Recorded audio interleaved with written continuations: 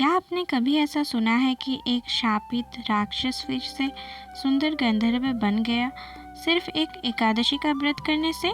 आज हम जानेंगे कामदा एकादशी की वो रहस्यमयी और चमत्कारी कथा जो हर मनोकामना को पूरा करने वाली मानी जाती है। चैत्र शुक्ल पक्ष की एकादशी को कामदा एकादशी कहा जाता है। कामदा यानी जो कामनाओं को पूर्ण करने वाली हो।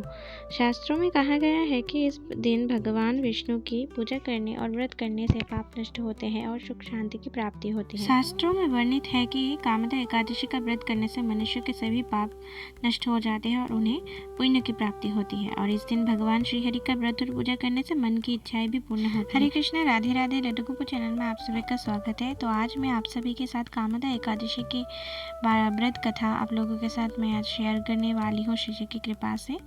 तो अभी मैं देर ना करके स्टार्ट करती हूँ। बहुत समय पहले रत्नपुर नामक नगरी में चंद्रसेन नाम का एक राजा राज करते थे। वहाँ ललित नामक एक गंधर्व और उसकी पत्नी ललिता रहते थे। एक दिन राजा के दरबार में ललित गान प्रस्तुत कर रहे थे, लेकिन उसका ध्यान अपनी पत्नी में ही लगा हुआ था। उसका वह स्वर भटक गया था और दरबार में बैठे एक नाग को यूँ अपमानजनक लगा। राजा चंद्रसेन को जब ये बात बताई गई तो उन्होंने क्रोधित होकर ललित को शाप दे दिया कि जा, तू अब राक्षस बनेगा। तो क्षण भर में ही ललित का सुंदर रूप विकराल राक्षस में बदल गया। अब वो लंबा, भयानक, डरावना और हो गया था और उसकी पत्नी ललिता चीख पड़ी थी। अब ललित जो एक पहले सुंदर गंधर्व थे, अब जंगलों में भटक रहा था, भूखा प्यासा पीड़ा में। ललिता ने उसका साथ नहीं छोड़ा। वो अपनी पत्नी धर्म निभाते हुए दिन रात उसके साथ जंगलों में भटकती रही। जंगलों में उन्हें कई महीने बीत गए। एक दिन उन्हें श्रृंगी ऋषि का आश्रम मिला। ललिता ने ऋषि को सारी बात बताई और कहा, ऋषिवर कृपा करे मेरे पति को इस श्राप से मुक्ति दिलाए।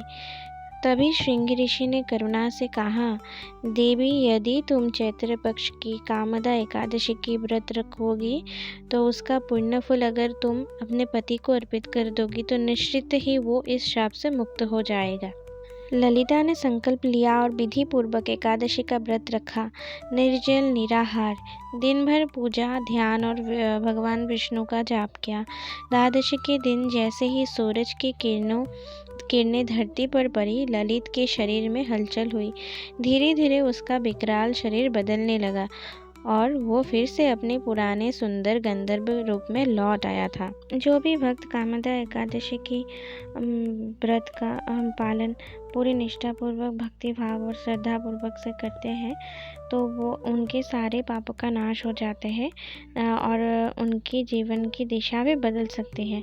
और ये व्रत विशेष रूप से उन लोगों के लिए फलदायी होता है जो जीवन में किसी मनोकामना को पूर्ण करना चाहते हैं। आप जब भी एकादशी करें, एकादशी के पहले दिन सात्विक भोजन जरूर करें और एकादशी के दिन प्रातः स्नान करके भगवान श्री हरि की पूजा करें, व्रत रखें। आपके अनुसार ही आप लोग व्रत रख सकते हैं, निर्जला भी रख सकते हैं, फलाहार या जलाहार भी रख सकते हैं। और जितना हो सके आप लोग दिन भर हरि नाम संकीर्तन, भजन, कथा श्रवण करें। हरि नाम संकीर्तन कर सकते हैं, भजन सुन सकते हैं और आजकल आप लोग तो यूट्यूब में कथा भी सुन सकते हैं। और जितना हो सके आप लोग हरे कृष्ण महामंत्र का जाप करें। हरे कृष्ण कृष्ण कृष्ण हरे हरे, हरे राम राम राम हरे हरे। और द्वादशी के दिन व्रत का पारण ज़रूर कर ले। पारणा का जो समय है वो आपके वहाँ का समय अनुसार ही आप लोग कर सकते हैं, हर जगह अलग अलग होता है। और सुबह सूर्योदय के बाद ही हमेशा पारणा होता है। आप लोग टाइम देख लीजिएगा। एकादशी के दिन आप लोग चावल और मसूर दाल सेवन ना करें।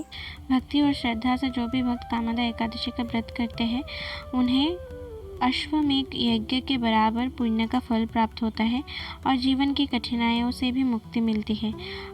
यहाँ तक कि वैवाहिक सुख, संतान सुख, आत्मिक शांति और मोक्ष की भी प्राप्ति होती है। इसीलिए आप लोग सभी एकादशी का व्रत ज़रूर रखें। हरे कृष्ण, राधे राधे। अगर आपको हमारा चैनल पसंद आए, ऐसे ही और वीडियोस के लिए हमारे चैनल को लाइक, शेयर, सब्सक्राइब करना ना भूलिए। Thank you for watching. Hare Krishna, Radhe Radhe.